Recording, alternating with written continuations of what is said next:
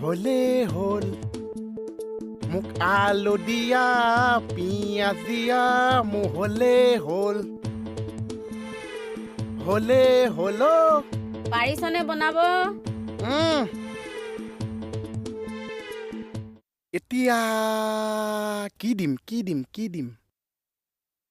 প্ৰথম নিমখটোৱে দিওঁ মইনা কলিজা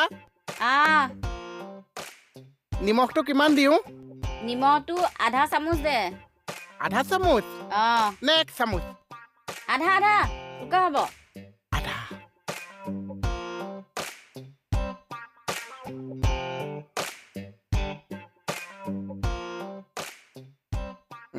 নিমখ হৈ গ'ল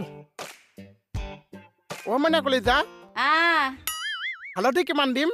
হালধিও আধা চামুচ